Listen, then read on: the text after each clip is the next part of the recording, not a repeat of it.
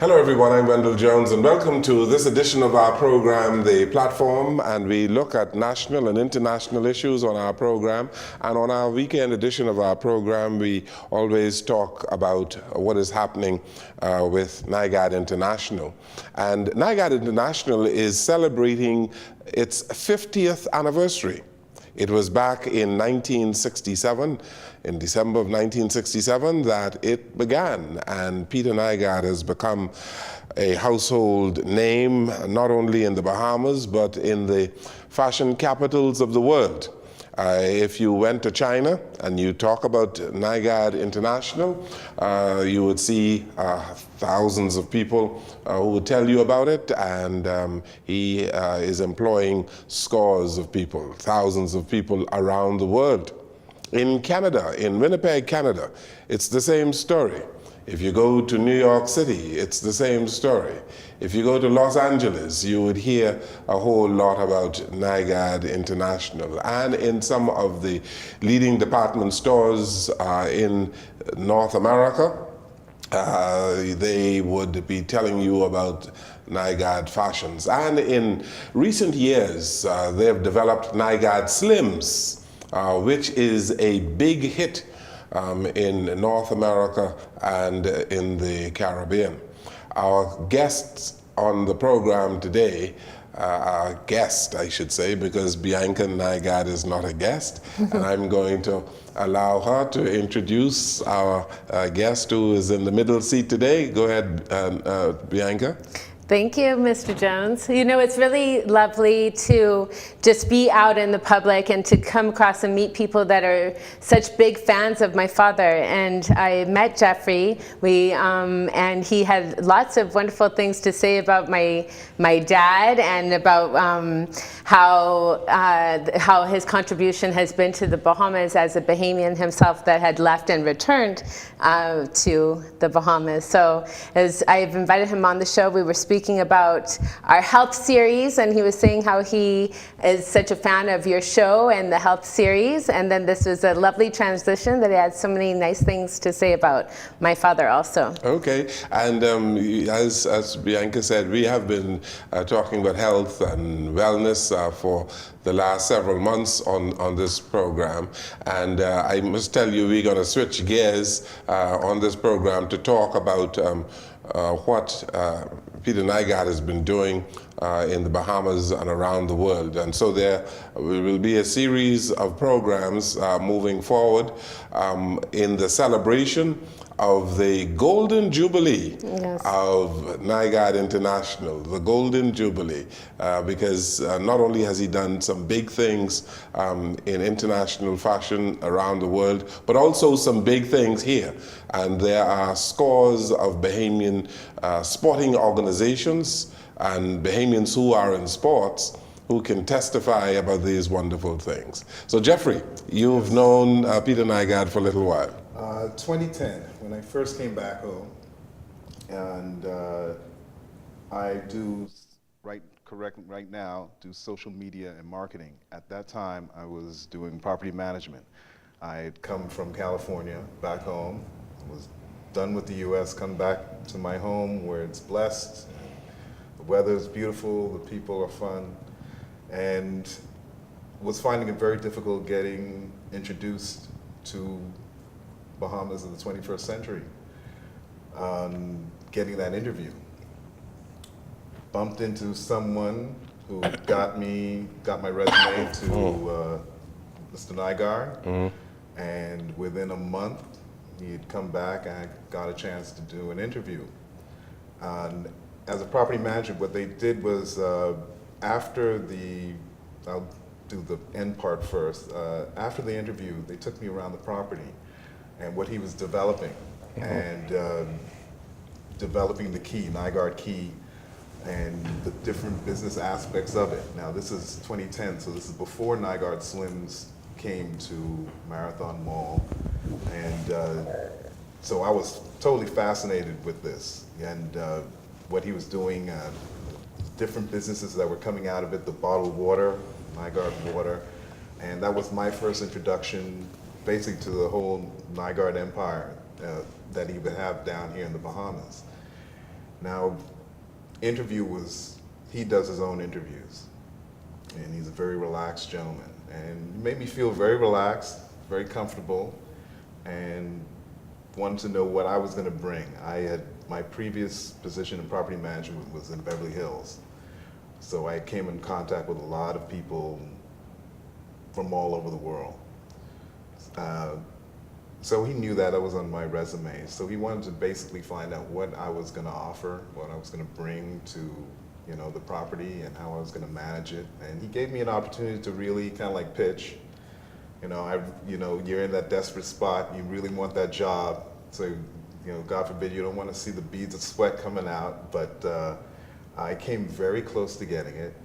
And to give you an idea of how important it was, that interview. Once people found out that I had that interview, all of a sudden doors started opening. Just because I had the interview, didn't get the job, but doors started opening because, look, if Nygard was going to sit down with you, then you must have something here to offer. So on that note, that's when I really noticed the importance that he was bringing to this country and how people, related to him, because the doors were shut before. And how long ago was that? 2010. 2010. Mm-hmm. Oh yeah. And so what did you do after 2010? After 2010, I did some work for some other resorts. I taught at Sandals, video class at Sandals, and I did a few projects, and then I went into helping develop someone's Christian ministry, and did everything online. It was Prayer of the Day series, filmed on different streets, the minister praying, and then a charity came out of that, which benefited Kemp Road to Claridge Road, 17 families, one group home. Okay, so did you stay in contact with people at Nygard Key? Or Yes, Peter I Nygard? would always come in contact with former employees, and the person he did hire, after my interview, the person he did hire, I dated that would be the brother of the woman I was dating. I see. It came in, it's an island, it's very close, everyone knows everybody, so I always stayed in contact, and then I knew the managers of Nygard Slims. Okay. See, but it's just so lovely to come and just be somewhere and have somebody come up to you and say such wonderful things about your father, and then also I've been getting a lot of compliments on the show on this health series, Mr. Jones, also, and so we were talking about that too, and I really wanted to take the opportunity to show a video of my dad speaking at the Rad-Fest convention to everybody, because I think after all of our talking about health, it really comes back down to what he's been saying and how he's such an advocate for eating healthy and working out and these steps that he's taken to do that on himself. And so I was talking with Jeffrey about it, and he was talking about attitude, the attitude that you have as an older person, and how to stay fit and just having a good attitude, right? Correct. Just the importance of, we come in contact with things that we don't want to do all the time. It's just a part of life.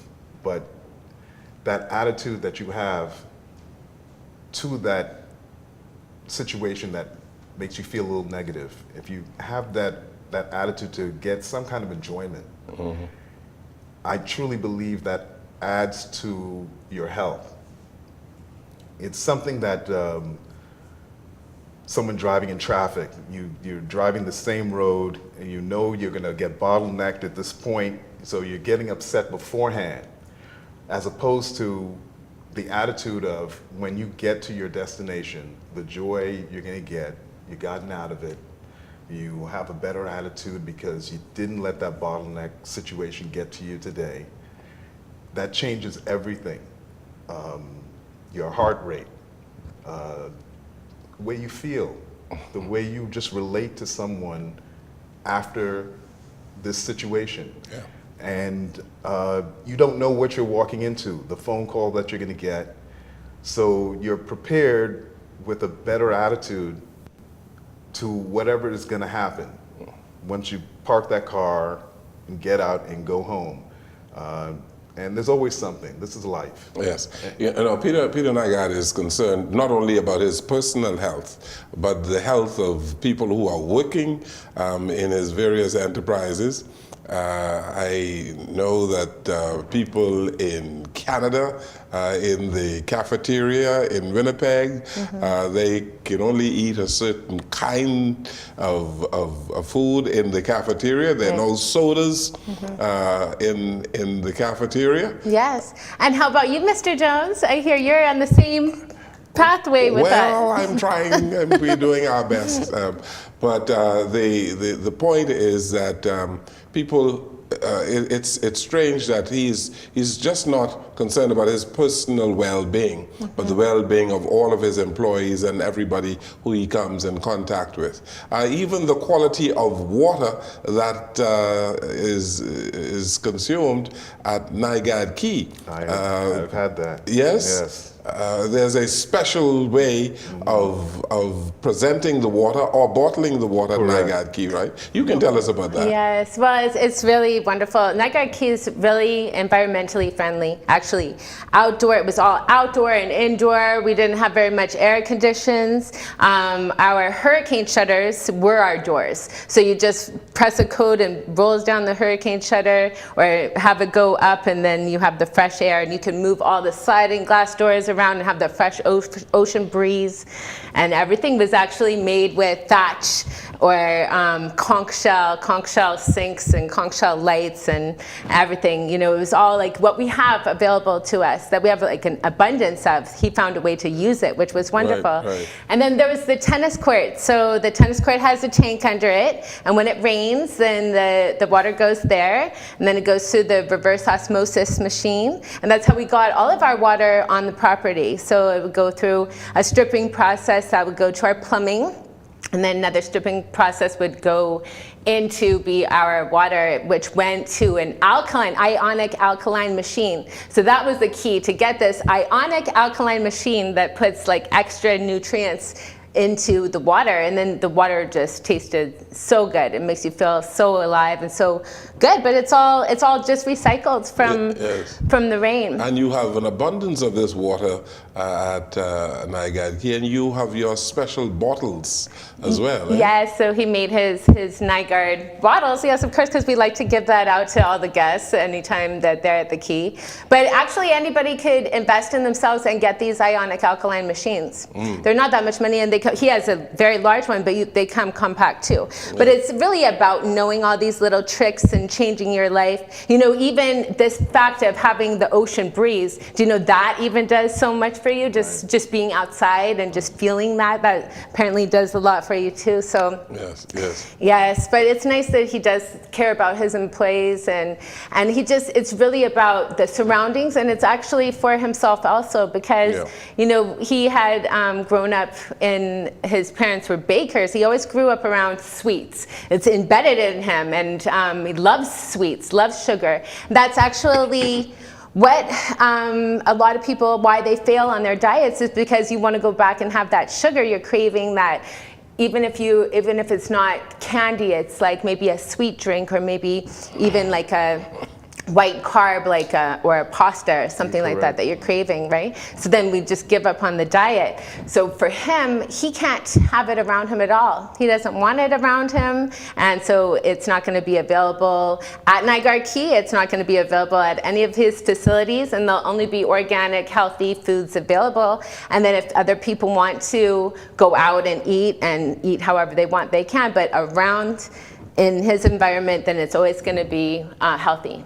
So in this 50th anniversary of Nygard International, we are not only going to feature what Peter Nygard has been about in terms of his improving the lifestyles of people, but also the health of many people. And we have a video here that we are going to show. So let's show this video of Peter Nygard as he talks about health, and show us what a healthy lifestyle is all about. Our next speaker is a real tiger. Introducing Peter Nygard, a world-renowned designer. For over 50 years, he's built himself up from nothing to a self-made billionaire. And what does that really take? It takes a real power of necessity. Something has to become a die-hard must in your life to pull something like this off. You will be hearing from Peter just now. He's going to tell us about a stem cell technology he's working with to really accelerate the reversal of aging. And welcome, Peter Nygard.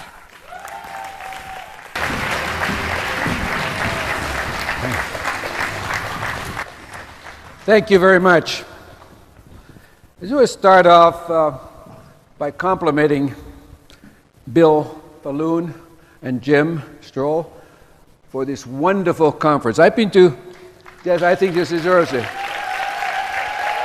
Actually, Jim, I put the jacket on so I would look more like you. I've been to about, since I started this 6 years ago, I've been to about 40 different conferences. I must say I have nothing, ever had something as beneficial as this. And this is truly what really feels like home, really feels like family. Somebody mentioned that. I just love it. Thank you so much. You know, I thought I was crazy 6 years ago when I started going for this word called immortality, and I was afraid to use it and continually because people thought I was a complete kook. And it hasn't been until this last year where this thing is really taken hold, you know. And I'm so grateful that we got so many people who are on the same page as I've been for the last 6 years. I started at age 69. I'll put a picture of me. There I am. Yes, that's me, 69 years old, aged, fat, look my age, look unhealthy. And I went down for some solutions. I was just trying to save my mom's life, and I got into this world called stem cells. I walked into Ray Kurzweil's seminar, and the light came on. Immortality. And I couldn't believe that this light came on. And after that, I wanted to find out right away who his doctor was, Terry Grossman. And Terry started me on all this stuff, and Terry spoke here earlier right now. I'm so very grateful you do, Terry, that you got me on the right path over here. You know, preventive medicine. We then went into this program, and I'll show you what happened. Right here, you can see the program that I was on, and after 3 years, there I am with Mel Gibson, and there I am at the end, you know, with all that muscle that I have right now, gone from 215 pounds down to 190 at that point. And the danger with that shot is right now is, and I warn you guys, if you do this, it's very dangerous because all the girls want to jump you. Don't take off your shirt. Here's what we did as far as diet is concerned. It's not that complicated. The number one issue there is the diet. No sugar, white carbs, no resaturated oils, bottled or packaged sodas or foods. That statement says it all, and I think we've been talking about that over and over again at this conference, you know, about the issue of eating. And if you don't eat right in the first place, nothing after that will work. No matter exercise, no matter stem cells, whatever it is, if you don't start right there, nothing else will work. And I was addicted to sugar. My mom and dad were bakers, and we were weaned on sugar, and they were diabetic. And that's where I got that big stomach from. That was the hardest thing I could do, to break that habit. And I was such a big hero all of my life because I've been telling people to stop smoking and giving people incentives and paying me sometimes $10,000 to start smoking. And I looked in the mirror and I said, what about you, Nygard? What about getting rid of your addiction, you know? And the hardest thing I ever did in the world is to give up that sugar addiction. And I did. And I don't need any sugar right now. In fact, now, after 6 years, if I get sugar, my body says, why'd you do it? It tastes awful. You know, I have to drink it back I have to take a beer and get rid of that taste. I drank 6 beers. I got it down to 1 now. I drink a little bit of red wine, etc. And I've been practicing pretty well everything that we're talking about these conferences. And in fact, it's very interesting to see that I don't think that I missed one of these issues that we have in this conference right now in terms of the recommendations. I've been involved with all of them. except the brain. And I noticed in that brain issue, that you had the intuition, you had the emotion and the intelligence. I must say that intuition has been a thing that really brought me to the fame that I end up having, the success I end up having. I always have had the right intuition about doing the right thing at the right time, just as it was to get into this kind of business. And it's that part that I am telling you right now, is that my intuition about where to go with this subject is what I'm going to present to you right now. I got involved with stem cells, not only normal stem cells, but the most important stem cell of them all, embryonic one. Not only embryonic one, but the autologous embryonic one. And that became the word called SCNT, somatic cell nucleus transfer. And I was responsible for making it happen. Everybody else had given up on it. We take all the way back to Dolly the sheep, and I started waving that flag, intuition. Not only that, that once we discovered it, I had to think about the next step, and that was the issue about getting past FDA. We were not going to be able to use it, even though we discovered it, for the next 20 or 30 years. And I got busy, and I started writing laws for other countries, so they could actually have an environment in which you could take and practice and translate this SCNT stuff into some real therapy for all of us. I did that with a number of countries. And I think that's a good one, because the FDA was holding us back then, and it's holding us back even more now. And we have to get the hell out of there in order to do this radical stuff. You won't be able to do the radical stuff here in the United States. You have to take the radical stuff somewhere else, like I did. I took it in China, I took it in other places. But we talk a lot about this radical stuff. You're not going to be able to do radical stuff here in the United States. And we got so much discoveries out there, and we're not going to be able to use it unless we take it offshore. And I'll present a little tape to you in that regard, because this time is going fast, and you'll see what I mean. Oh yeah, that's me now. Now that's from 69. That's a younger than 69 right now. All my inside numbers are the same. This is the closest thing to immortality that we have today. If we get on with this embryonic, autologous embryonic stem cell, we have no idea what we can do with it. But it is real answer to immortality right here. And I got so many more things to do. I've been taking stem cells for 6 years now, 4 times a year, probably more than anybody else, and look at the results. It has proven out to be so, and my body and everything else is a good testimony of that. I'm going to start taking embryonic stem cells in November. I'm taking my own exosomes already, et cetera, et cetera. I think about 10 different things right now, that I can hardly wait to tell you about in our next meeting. So enjoy.